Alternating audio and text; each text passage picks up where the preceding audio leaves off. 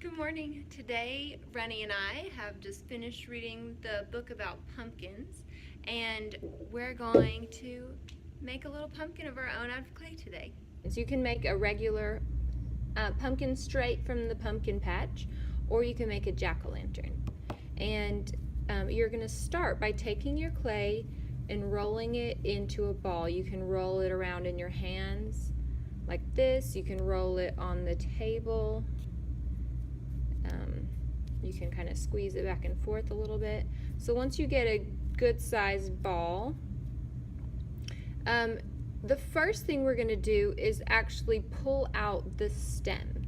So I'm going to take my fingers near the top, not super close. I need some to pull. So I'm going to start a little bit down, and I'm going to start pinching around the top and moving my fingers around until I can get a nice stem. It's kind of thick, but you don't want it to be too thin because it can be more breakable that way.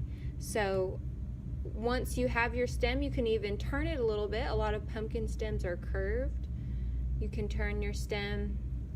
And then once you have the stem done, you can decide if you're going to make any changes to your pumpkin. So right now my pumpkin is kind of round, and I might want to make it a little flatter, so I could just push it down. And now I have a good pumpkin. And now pumpkins aren't just round like a ball.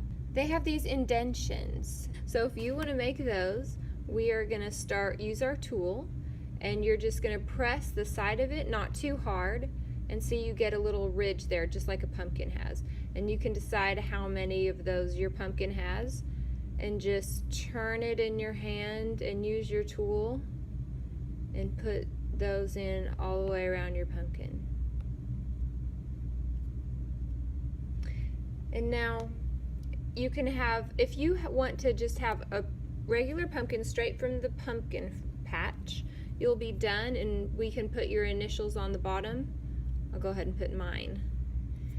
But if you would like to make yours into a jack-o'-lantern, you can. And I have these stamps here for if you want to make some triangular eyes. Look at your pumpkin, figure out where it's going to be a good face. This one was, the eyes were up. I don't know, maybe I could try making the eyes different. I'm going to put them out to the side. We'll see which one looks better. So he's got eyes, some crazy eyes and a nose. If you wanted to, you could draw a mouth in. With this one, that's kind of just as big as it can get. There's not really room for a mouth. On this one, I used a tool to draw a mouth. So let's try another way. So you could use this same tool and press it in, or you could carve in it how you want your mouth to be. We could even scrape some of that, a little bit of that out, and just smooth it with your finger. And then we could put the eyes in. Maybe you could use the tip of this and make a small nose that way. I think this needs to be pressed in a little more at the bottom. And then I'm just going to use this tool to smooth out the inside of my mouth. That fits perfect in there. He's kind of funny looking. Okay, so there's my jack-o'-lantern face.